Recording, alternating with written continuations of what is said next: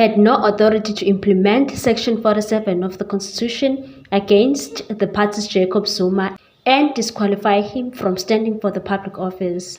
The Umkhonto weSizwe Party challenged the interpretation of Section 47(1)(e), which sets the conditions under which a convicted citizen may not take public office. Mpofu argued that Zuma spent only 3 months in prison after he received a remission of sentence, which rendered his initial sentence of 15 months irrelevant, and said the point of the matter is that the synonyms for remission are forgiveness in the biblical sense, cancellation, extinguishing, and set aside. The legal fact of remission is to reduce a sentence.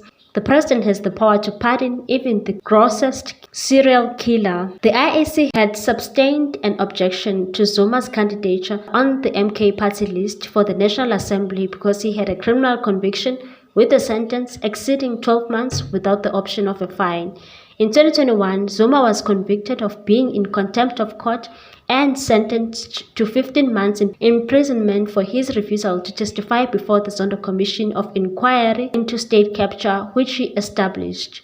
After being released on medical parole, the former president received a remission of sentence in 2023 for the remainder of the term. Zuma served 3 months in prison. Section 47 of the Constitution set out that every citizen who is qualified to vote for the National Assembly is eligible to be a member of Assembly.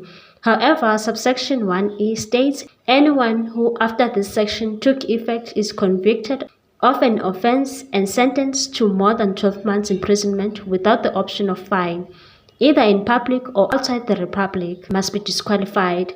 Mpofu argued that the decision to disqualify Zuma should lie with Parliament and not the IEC, as Section 47 of the Constitution dealt with National Assembly and not Electoral Committee. He argued that the IEC only has jurisdiction to implement Section 190 of the Constitution, which says it must manage elections of national, provincial, and municipal legislative bodies in accordance with national legislation. Mpofu said disqualifying Zuma from standing for the public office will not only infringe on his rights, but also those who voted for the MK party. Mpofu said in South Africa, more than any other country, we should be extremely cautious before we deny the political rights of anybody. I do not have to tell this court about the reasons for that. The reason we are where we are is because people were denied the opportunity to stand for political office, and that is why we have a Bill of Rights. We cannot afford as a country to disenfranchise, whether it is President Jacob Zuma or the MK party. They cannot be disenfranchised at a whim.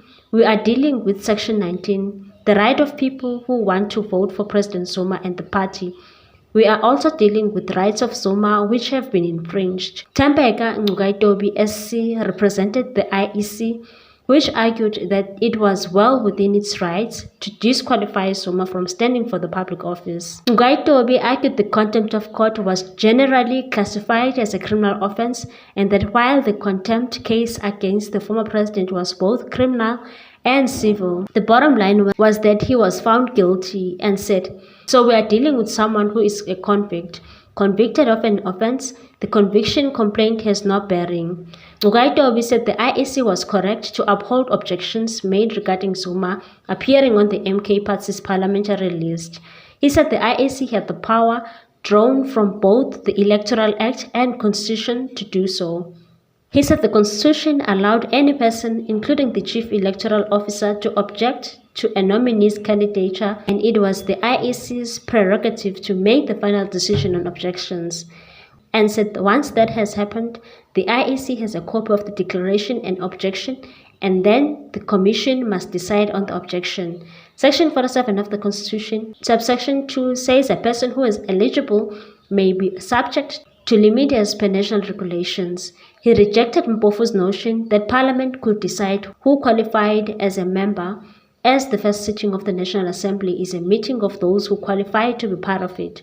Ngcukaitobi said those sentenced to 12 months or more in prison should not participate in public office, as the duration indicates the seriousness of the crime. He said while Zuma was released on remission and spent only 3 months in prison, it did not change the fact that he was sentenced to 15 months, and said the remission did not change the sentence.